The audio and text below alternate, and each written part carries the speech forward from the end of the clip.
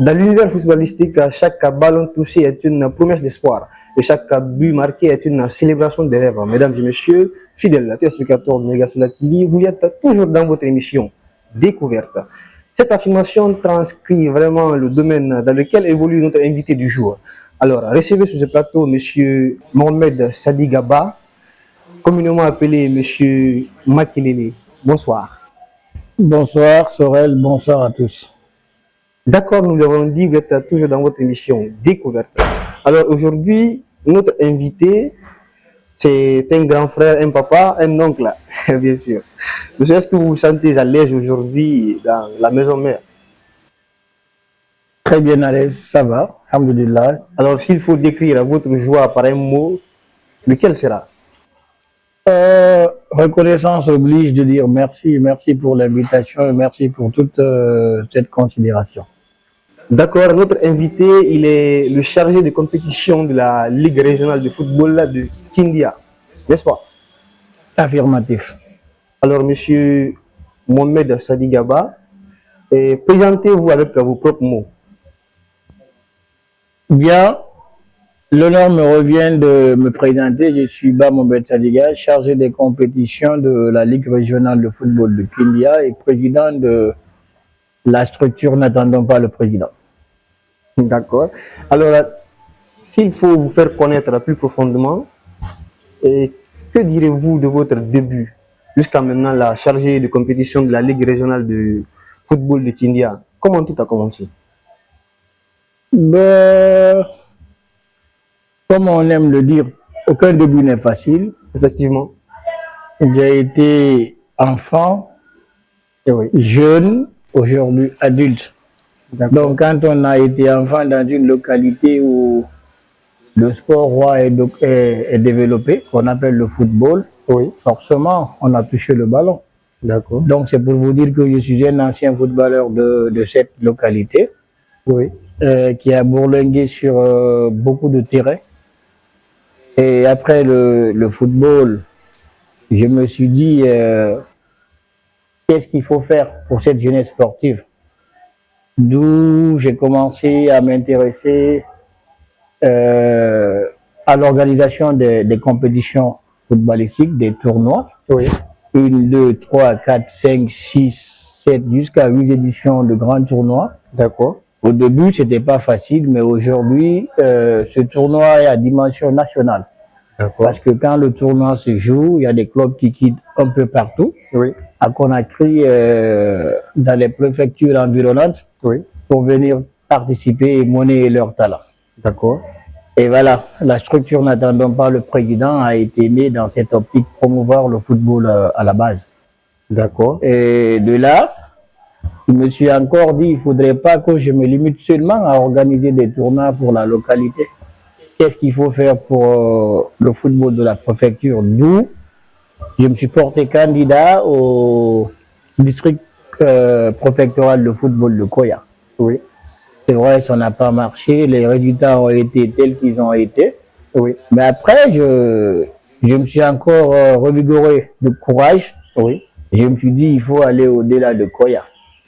Et lors des élections dans la salle à la préfecture de Koya, je leur ai dit que si je ne gagne pas au district préfectoral, je vais m'orienter à la Ligue régionale de football qui pilote encore Koya. Et alhamdoulilah, aujourd'hui, notre équipe a été élue. Et tout dernièrement, on a été confirmé dans notre position. Donc je me dis que nous, il ne faut jamais se décourager, il faut toujours aller au-delà de ce que tu veux et ce que tu peux. D'accord. Voilà. Si vous me demandez sur mon parcours, ancien footballeur, ancien reporter, pas ancien reporter, reporter sportif, consultant sportif dans certains médias de la Guinée, et aujourd'hui chargé des compétitions de la Ligue régionale de football de Kindia. Je ne pourrais que citer ça. Alors tout à l'heure, vous aviez dit que vous êtes à la tête d'une association qui est appelée N'attendons pas le président. Et qu'est-ce que c'est que cette association? Ça vient de loin, ça vient de loin. Vous savez, moi, quand j'ai fini l'université, avant que je ne décroche un premier emploi, je me suis dit, ben, puisque mes parents m'ont mis à l'école et que j'ai eu le courage, la volonté d'aller jusqu'au-delà, parce que c'est pas n'importe qui aussi qui finit l'université. Effectivement. Je dis le petit savoir que j'ai, comment est-ce que pourrais-je transférer ça à cette nouvelle génération? Donc je me suis lancé dans l'enseignement. De l'enseignement, après je suis allé à Accra pour avoir une base quand même en anglais, même si ça n'a pas pris assez de temps. C'était un petit temps, mais un très bon passage. Oui. Et à mon retour, j'ai consulté des jeunes.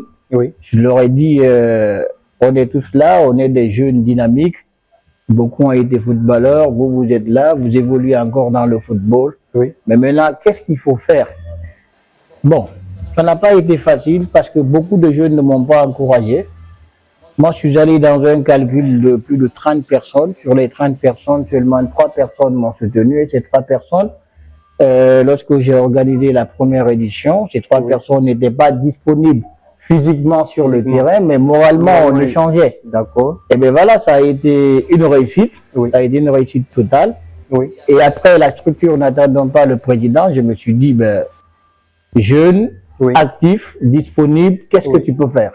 Il ne faut toujours pas attendre à ce que quelqu'un fasse quelque chose pour toi. Effectivement. C'est de là que le nom n'attendant pas le président est arrivé.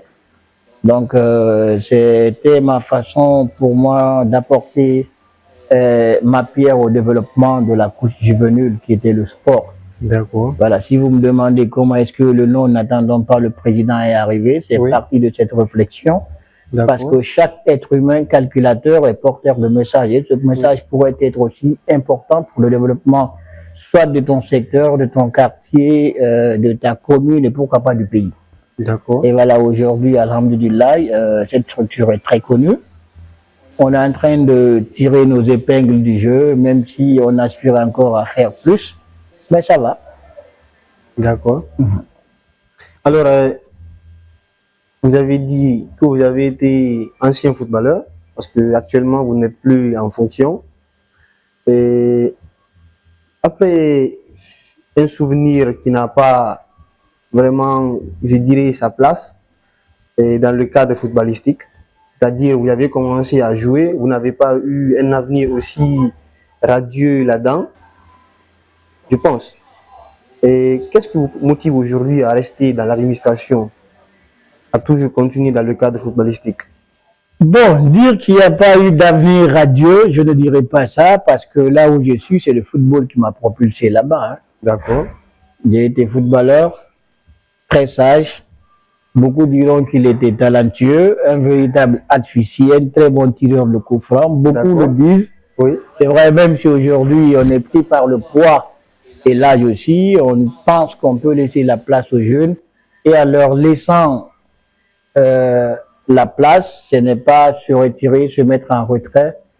C'est de partager cette petite connaissance que vous avez avec eux, que ça soit sur ou en dehors du terrain. D'accord. Donc le fait d'avoir joué sur beaucoup de terrains, ça m'a permis de rencontrer des personnes qui aujourd'hui d'ailleurs sont aussi à la tête de certaines instances dirigeantes de football, qui m'ont approché, on a échangé et aujourd'hui qui m'ont poussé, voilà, je suis à la Ligue.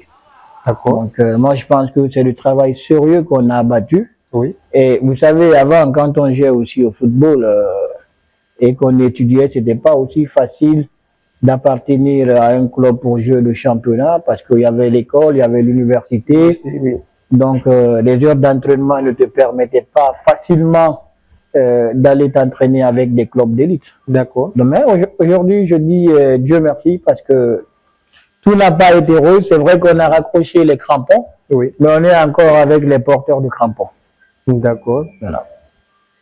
Alors, monsieur Sadi Gaba, et pour vous, quand moi je dis par exemple que le football africain n'est qu'un rêve, que le football africain n'est qu'une perte de temps, il faut juste voir ce qui tourne autour, des blessures graves qui nous amènent à la retraite non désirée, et un espoir illusoire.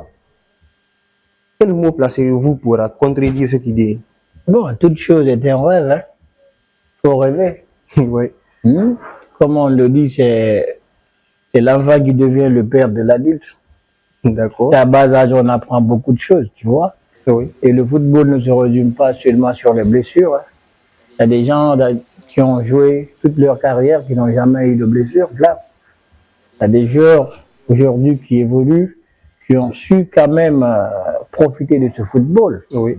Mais bon, vous savez, toute chose, il faut d'abord l'aimer. Oui. Et le football, comme on le dit, nous, dans la promotion du football à la base, on aime dire aux enfants d'associer toujours le football à quelque chose. D'accord. Si moi, je n'avais pas eu le courage d'étudier, est-ce que je serais dans ce studio pour vous parler du football? Ce serait compliqué. Peut-être que les gens allaient me regarder d'un mauvais œil. Oui. Mais c'est parce que j'ai eu le courage, je n'ai pas abandonné le football, je jouais et je partais encore à l'école. D'accord. Donc le football, il n'est pas que mauvais, mais il faut savoir aussi l'adapter à autre chose. Parce que, vous savez, il y a, pendant que tu joues, c'est une carrière, mais il y a aussi l'après-carrière. Donc il faut penser à tout ça. Aujourd'hui, vous n'allez pas dire que Naby Keita, qui regrette le fait d'avoir joué au football, vous n'allez pas dire que Madi regrette, c'est des gens qui sont au sommet du football. Donc tout n'est pas que regret dans le football. C'est un appel d'ailleurs qu'il faut lancer à cette jeunesse sportive, qu'il faut forcément lier le football à quelque chose. Parce que même dans les centres de formation, vous pouvez commencer par un groupe de 100, de 1000, mais vous ne serez tous pas professionnels. D'autres après, ils pourront penser aussi à faire autre chose. Donc c'est ce message que je pouvais aussi lancer à cet endroit. Alors quel avenir voyez-vous pour le football guinéen? Un bel avenir, même si les gens sont dubitatifs, mais moi je fais partie de ceux qui sont porteurs de messages d'espoir. Je fais partie de ceux qui sont porteurs de messages d'espoir, vous savez. Mais au-delà qu'on soit footballeur, il y a aussi autre chose. Donc, quand vous vous promenez dans les quartiers, vous découvrez des talents. Donc, dans la promotion du football à la base, à un moment donné, il faut avoir le courage de prendre ses enfants, de les placer. Peut-être que dans 1 an ou 2 ans, ces enfants pourront se retrouver aussi dans l'élite du football. Vous savez, les grandes nations de football n'ont pas été grandes nations dans le hasard. Le football part de l'investissement. Donc, lorsqu'on se permet de faire un investissement sérieux pour le football guinéen, je me dis que l'avenir sera radieux. D'accord. Alors, Monsieur Sadiga, communément appelé Monsieur Makelele, parce que c'est ce nom qui est vraiment exposé au public, je pense. Et aujourd'hui, si le ministère du Sport ou Monsieur le Président lui-même vous appelez et vous remet une somme de 1 milliard de francs guinéens à investir dans l'avenir du football guinéen, comment vous l'utiliserez? 1 milliard de francs guinéens pour l'avenir du football guinéen ou pour la Ligue régionale de football de Kindia? Quel que soit, mais quand même ceux qui participent au développement du football à la base. Bon, vous savez, le développement part forcément de la formation des formateurs, la formation des arbitres. Donc il faut investir dans ce sens. Vous savez, aujourd'hui, il suffit juste d'être un ancien footballeur et qu'on arrive à regrouper 4, 5, 6, une dizaine d'enfants pour dire non, on est entraîneur. Mais à la base, si on n'est pas formé, quel est le message qu'on peut transférer à ces enfants? Donc si on a cette somme, il faut penser à former les formateurs, à former les arbitres. Parce qu'il n'y a aucune société ou une entreprise qui puisse évoluer sans qu'il y ait le respect des principes établis. Alors, qui sont ceux qui véhiculent ce message ou ces principes établis dans le football? Ce sont les arbitres, donc il faut les former. Bon, qui sont ceux qui transmettent de façon directe leurs connaissances aux enfants? C'est les entraîneurs, il faut les former. Mais moi, personnellement, si vous me donnez 1 milliard pour développer le football dans ma région, ces détails que je viens de vous donner, ce sont ces détails qu'on va développer. Parce que certes, la région ou la Ligue régionale n'a pas de moyens de construire un stade. 1 milliard de francs guinéens ne peut pas construire un stade. Mais lorsque vous formez les formateurs, je pense que le message sera bien véhiculé à la base. Donc si vous me remettez 1 milliard pour développer le football, moi je vais prendre la région de Kidia, penser à la formation des formateurs et des arbitres, penser à l'organisation des compétitions, parce que quand vous formez les formateurs et les arbitres, Oui. et que ce message est transmis à l'endroit de ceux qui pratiquent le football, il faut aussi valoriser leur talent. Et valoriser leur talent, c'est en quoi faisant? C'est en organisant des compétitions. D'accord. Et quand il y a des compétitions, je pense que des recruteurs ou des entraîneurs pourront venir essayer de dénicher quelques talents et les placer dans les clubs d'élite. Donc les 1 milliard, peut-être dans la tête des gens, c'est trop, ou alors c'est petit, mais ça pourra aussi bouger certains trous au développement du football. Effectivement. Alors, puisque nous parlons du football à la base, vous aviez été acteur aussi du football à la base, c'est-à-dire vous avez été joueur, un joueur à la base. Et quel a été le moment le plus marquant de votre histoire, votre carrière? En tant que footballeur ou... En tant que footballeur, bien sûr. Marquant positivement ou négativement? Ça dépendra de vous, ce qui peut vous amener à vous souvenir tout le temps de votre carrière. Bon, le moment marquant, c'est quand je me suis rendu compte que les années se sont succédées et que je commençais à grandir dans le football et que les gens me respectaient. D'accord. Et j'étais, à chaque fois qu'on était en difficulté et que mes attaquants, ils n'avaient qu'une seule chose dans la tête, s'ils ne marquaient pas, c'était de créer des fautes aux abords de la surface. D'accord. Et chaque fois que je marquais, j'étais très content parce que je permettais à mon équipe de gagner. Tu vois, donc je ne vais pas me lancer des fleurs sur ce sens. J'ai été un homme d'équipe, un homme de groupe. Donc faire gagner le club a été un moment très marquant. D'accord. C'est ça. Alors, mesdames et messieurs, nous vous remercions de nous avoir suivis. Demandons à présent les mots de fin de notre très cher invité, M. Makelele. Bon, message de remerciement à l'endroit de mon ami d'ailleurs, qui est le président de Bagès, Sorel Tilla, un jeune très dynamique, malgré ses pauvres moyens, mais il s'occupe quand même à cette jeunesse sportive. Effectivement. Ce sont des personnes à féliciter et à encourager. Également, prière à ce que mon président de la Ligue régionale de football de Kilia puisse vite retrouver son état de santé, qu'on appelle Altine Degematilla, un monsieur aussi qui se bat sur tous les fronts. Et souhaiter forcément bonne chance dans cette nouvelle aventure à la Ligue régionale, dont je suis le chargé des compétitions. Et prier à ce que les talents sur lesquels on est en train d'investir puissent aussi très vite retrouver l'élite du football guinéen, pourquoi pas à l'international. D'accord. Et appeler tous les sportifs et tous les acteurs de football à se mettre ensemble. Parce qu'on va beau parler de Sadiga aujourd'hui, s'il était seul, je pense que vous n'aurez pas eu le temps de m'inviter, c'est parce que je me suis mis au service de la jeunesse. D'où vient cette confiance? Donc aux acteurs aussi et aux footballeurs d'être disponibles pour l'union sacrée du football guinéen.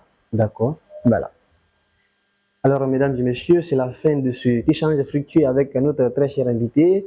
Merci de nous avoir suivis et merci à l'équipe technique pilotée par Bernard Leno, la main magique, le coup de projecteur tiré par mon confrère Gabriel Thomas Lama, toute une équipe de Belleville-Nguébouin qui a été déplacée pour la réalisation de cet échange.